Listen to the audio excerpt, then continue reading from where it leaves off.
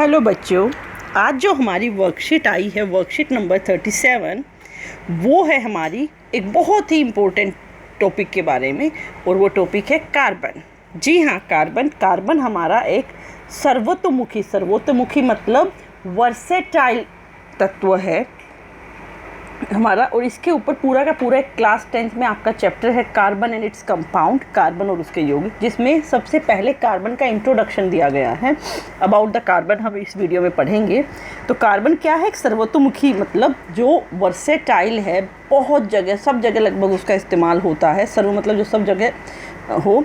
तो इसमें क्या है, जितनी भी आपकी लिविंग थिंग्स हैं, जितने भी आपके प्लांट्स हैं, उन सब के अंदर ये यूज होता है। आपका भोजन है, कपड़े हैं, दवाइयाँ हैं, पुस्तकें हैं, उन सब में ये जो यौगिक है आपका या इसके यौगिक जो भी इससे बने हुए हैं वो इस्तेमाल होते हैं आपके। इसीलिए इसको वर्सेटाइल कहा जाता है। इसकी मात्रा बहुत ज़्यादा नहीं, देखिए इतने ज़्यादा इसके यूजेस हैं, लेकिन उसके बाद भी इसकी क्वांटिटी बहुत ज़्यादा नहीं है। भूपर्पट्टी की बात अगर मैं करती हूँ, भूपर्पट्टी मतलब upper layer of the earth, जिसको हम क्रस्ट भी बोलते हैं, उसमें क्या है, बहुत ही कम, लेस देन 1% से, मतलब 1 से भी 0.1% से भी कम, 0.02% कार्बन जो है खनिज के रूप में पाया जाता है।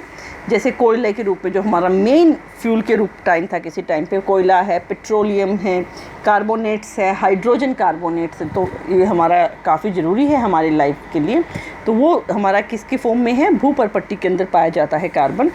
सेकंड, हवा में वातावरण में अगर हम बात करें तो कार्बन का बहुत ही कम परसेंटेज है, 0.03% आपका कार्बन डाइऑक्साइड है। जो गैस है हमारी कार्बन डाइऑक्साइड, उसके रूप में हमारा कार्बन एयर के अंदर प्रेजेंट होता है। चलिए अब हम कार्बन को देखते हैं। कार्बन का जो मेरा सिंबल है बेटा, वो है C फॉर कार्बन है आपका कार्बन का सिंबल। और इसका परमाणु संख्या अगर मैं बताती हूँ आपको, तो वो 6 है। 6 इलेक्ट्रॉन्स इसके अंदर प्रेजेंट हैं, या प्रोटॉन्स इसके अंदर प्रेजेंट होते हैं। और इन 6 का मैं इलेक्ट्रॉनिक कन्फिग्रेशन मतलब विन्यास अगर मैं इनका देखती हूँ, इलेक्ट्रॉन्स का कन्फिग्रेशन, तो वो क्या होगी हमें पता है। हमारी 2 शेल तो बहुत सारी है, लेकिन 6 के लिए सिर्फ 2 ही लगेंगी। पहली शेल में जाते हैं हमेशा 2, एल के लिए बच गए मेरे 4, 6 थे टोटल, पहली ने 2 ले लिए, 2 ही ले सकती है वो मैक्सिमम। और अब उसके पास 4 बचे हैं एल के पास, लेकिन एल को चाहिए कितने? एल को चाहिए 8। अपना अष्टांग पूरा करने के लिए एल को कितने इलेक्ट्रॉन्स की आवश्यकता और है? 4 की। अब हम इससे पहले वाले चैप्टर में पढ़ चुके हैं कि इलेक्ट्रॉन्स लाने के 2 तरीके हैं, या तो त्याग करके, अष्टांग पूरा करने के 2 तरीके हैं। या तो वो त्याग कर दे उस चीज़ का, या वो उस चीज़ को इलेक्ट्रॉन ग्रहण कर ले। अगर वो त्याग कर रहा है तो पॉजिटिव चार्ज, ग्रहण कर रहा है तो नेगेटिव चार्ज, और दोनों मिलकर आयनिक यौगिक बना रहे थे। आयनिक यौगिक हम अच्छे से कर चुके हैं पिछली वीडियोस के अंदर। अब देखते हैं कि ये 4 क्या करेगा। 4 का तो क्वेश्चन होता है ना, 8 पूरा करने के लिए या तो खुद 4 का त्याग करे, 4 पॉजिटिव, या 4 ग्रहण करे, 4 नेगेटिव। दोनों में से किस ऑप्शन को हमारा कार्बन चुनता है? तो मैं बताती हूँ आपको कि दोनों में से किसी भी ऑप्शन को हमारा ये कार्बन ऑप्ट नहीं करता है। कार्बन क्या करता है आपका? ना लेता है और ना ही देता है, क्योंकि 4 इलेक्ट्रॉन्स को ग्रहण करना भी असंभव सा है। बहुत ज़्यादा ऊर्जा की आवश्यकता होती है, और इतनी ऊर्जा संभव नहीं है हमारी। या 4 इलेक्ट्रॉन्स को निकालने में भी हमें क्या है, उसको आयन की फॉर्म में लाने में भी ऊर्जा लगती है हमारी, वो भी हमारी बहुत ज़्यादा है, जो संभव नहीं है। इसीलिए 4 इलेक्ट्रॉन्स का ग्रहण करना या 4 इलेक्ट्रॉन्स का त्याग करना संभव नहीं था। तो क्या करता है ये शेयर करता है बेटा। और जब भी इलेक्ट्रॉन्स शेयर किए जाते हैं तो सहसंयोजी बंध बनता है, एक अलग तरह का बॉन्ड बनता है, जिसे सहसंयोजी कहा जाता है। अब मैं इसको आपको बिल्कुल आसान शब्दों में समझा रही हूँ, 2 एग्जाम्पल्स के थ्रू समझाती हूँ मैं आपको पता है कई बार बचपन में बच्चे लंच नहीं लेके जाते, तो क्लास टीचर क्या करती है, या अभी भी एक ट्रेंड है स्कूल्स के अंदर कि अगर एक बच्चा लंच नहीं लाया तो टीचर क्या करवाती है, उससे लंच शेयर करवाती है।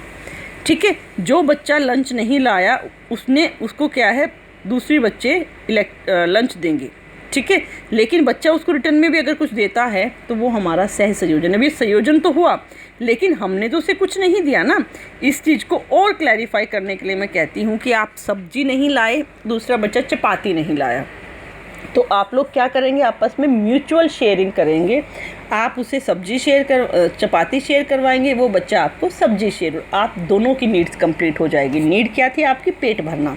सेम वैसे ही मान लीजिए आप स्कूल आए हैं और आपने बैग ओपन किया और आपने क्या देखा कि आपकी इंग्लिश की बुक आप घर भूल आए हैं, तो जो आपके साथ बेंच पे बैठा है वो बच्चा हिंदी की बुक घर भूल आया है, तो व्हाट विल यू डू, आप उसके साथ हिंदी की बुक शेयर करेंगे, वो आपके साथ इंग्लिश की बुक शेयर करेगा। दोनों ने मिलके हेल्प की एक दूसरे की, तो इसीलिए सहसंयोजन आबंध मेरा बना। इंग्लिश में इसे कोवेलेंट बॉन्ड बोला जाता है बेटा। और इस तरह से हमारा जो कार्बन है वो इलेक्ट्रॉन्स शेयर करके अपनी समस्या सुलझाता है और अपने अष्टांग को पूरा कर लेता है। पर अकेला कार्बन ऐसा नहीं है जो इलेक्ट्रॉन्स को शेयर करवाता है। कार्बन के अलावा हाइड्रोजन है, ऑक्सीजन है, नाइट्रोजन, सल्फर, क्लोरीन, ये सब भी हमारे इलेक्ट्रॉन्स को शेयर करते हैं। और अभी हम इन सब का स्ट्रक्चर बनाना भी सीखेंगे अच्छे से। एक ही प्रकार या विभिन्न प्रकार के परमाणुओं की साझेदारी से बने आबंध को सहसंयोजी आबंध कहा जाता है। इलेक्ट्रॉन्स इसके अंदर क्या करते हैं, शेयर करते हैं। इनके बीच में प्रबल आबंध होता है हमारे सहसंयोजन वाले अणुओं के बीच में, लेकिन इनका अंतर अणुक बल कम होता है, इसीलिए इन्हें आसानी से पिघलाया जा सकता है। इनका गलनांक और इनका क्वथनांक जो होगा कम होगा। इलेक्ट्रॉन्स की साझेदारी होती है, तो इसीलिए कोई भी नेगेटिव या पॉजिटिव चार्ज नहीं होता है इसके अंदर। ये नहीं होगा आपका, आवेश कण नहीं बनते हैं, और आवेश कण अगर नहीं बने हैं तो वो हमारा विद्युत का सुचालक नहीं हो सकता। तो जो ये सहसंयोजी आबंध होता है, इससे जो भी यौगिक बनते हैं वो विद्युत के कुचालक होते हैं। तो 1 मार्क्स में आपसे पूछा जा सकता है कि सहसंयोजी आबंध से बने हुए यौगिक विद्युत के सुचालक हैं, कुचालक हैं, तो वो क्या है, आवेश नहीं होने के कारण वो कुचालक होते हैं। चलिए अब हम स्ट्रक्चर बनाते हैं। सबसे पहले हमें हाइड्रोजन का बनाया है, फिर ऑक्सीजन का, फिर नाइट्रोजन का बनाया गया है। बिंदु संरचना इसको हम बोलते हैं। बिंदु संरचना में मैं हाइड्रोजन से स्टार्ट करती हूँ। हाइड्रोजन का चिन्ह है H। हाइड्रोजन के पास है एक इलेक्ट्रॉन, दूसरा हाइड्रोजन भी है, उसके पास भी एक ही इलेक्ट्रॉन होगा हमारा, क्योंकि हाइड्रोजन के पास होता ही एक है बेटा। तो ये इसके इलेक्ट्रॉन को शेयर कर रहा है और ये इसके इलेक्ट्रॉन को शेयर कर रहा है, और इस तरह से सहसंयोजन आबंध बना रहे हैं। कैसे बना, हाइड्रोजन हाइड्रोजन और बना H2। फिर से समझिए, जो इलेक्ट्रॉन्स उपस्थित होते हैं उन्हें यहाँ लिखा जाता है बिंदु या क्रॉस की फॉर्म में, और फिर उनकी जो शेयरिंग हुई है, ये जो शेयरिंग वाला एरिया है ये है। दोनों ने कितने इलेक्ट्रॉन शेयर किए हैं, एक एक इलेक्ट्रॉन, एक एक इलेक्ट्रॉन शेयर किया, इसीलिए जो आबंध है वो सिंगल बॉन्ड बना हमारा। लेकिन हर बार एक इलेक्ट्रॉन शेयर किया जाए ये ज़रूरी तो नहीं है ना, क्योंकि कई बार हो सकता है हमारी आवश्यकता एक से ज़्यादा हो, तो इसीलिए क्या होगा, हमारा उस समय पे डबल बॉन्ड या ट्रिपल बॉन्ड भी हमारा बनता है। चलिए उसकी भी प्रैक्टिस कर लेते हैं। ऑक्सीजन है, ऑक्सीजन का अगर आपको याद हो इलेक्ट्रॉनिक कन्फिग्रेशन कितना होगा, 8 को कैसे लिखेंगे, 2 और 6। बाहर वाली शेल में कितना आया है, 6 आया है हमारा। तो अब इसका स्ट्रक्चर बनाते हैं। इसके पास है 6, 1 2 3 4 5 और 6। ऐसे ही हमारा दूसरा इलेक्ट्रॉन यहाँ पर है, उसके पास है 6, 1 2 3 4 5 6। सॉरी, इसको सामने रखना पड़ेगा यहाँ पर। अब मेरे को 8 पूरा करने के लिए 2 की आवश्यकता है। तो ये वाला जो ऑक्सीजन है, ये वाला, ये कितने लेगा, इससे शेयर करेगा 2 इलेक्ट्रॉन्स। कितने हो गए, काउंट करते हैं, 1 2 3 4। मैं डॉट लगाती जाती हूँ ताकि आपको दिक्कत ना हो। 1 2 3 4 5 6 7 8। 8 डॉट हमारी हो गई, मतलब 8 इलेक्ट्रॉन इस वाले ऑक्सीजन के पूरे। अब ऐसे ही सेम ये क्या करेगा आपका, ये भी शेयरिंग करेगा और 2 की शेयरिंग करेगा। अब मैं सर्कल से आपको दिखा रही हूँ कि कितने कितने की शेयरिंग हुई है। 2 की शेयरिंग हुई है। कितने की शेयरिंग हुई है बेटा, 2 की। इसीलिए क्या होगा, O double bond O, 2 electrons की शेयरिंग की गई है, इसीलिए डबल बॉन्ड बना और जो हमारा यौगिक बना वो था O2। बिल्कुल ऐसे ही सिंपल सा आपका नाइट्रोजन का स्ट्रक्चर है। नाइट्रोजन का इलेक्ट्रॉनिक सिंबल की अगर मैं बात करूं तो सिंबल है N और इलेक्ट्रॉनिक कन्फिग्रेशन है 7। N नाइट्रोजन, इलेक्ट्रॉनिक कन्फिग्रेशन 7, 2 और 5। बाहर वाली शेल में कितने हैं? 5। 8 पूरा करने के लिए कितने की आवश्यकता है? 3 की आवश्यकता है। तो हम क्या करेंगे, इसकी भी स्ट्रक्चर, इलेक्ट्रॉन डॉट स्ट्रक्चर हम बनाते हैं। नाइट्रोजन, मैं इसको येलो कलर से लिख रही हूँ। 1 2 3, जितने हमने कमी होती है हम उतने ही यहाँ पर लिखते हैं। 3 की कमी थी तो मैंने फ्रंट में 3 लिख दिए। 4 और 1 5, इस नाइट्रोजन का पूरा अपना। अब दूसरा नाइट्रोजन होगा, उसका कितना है? 1 2 3 4 और 1 5।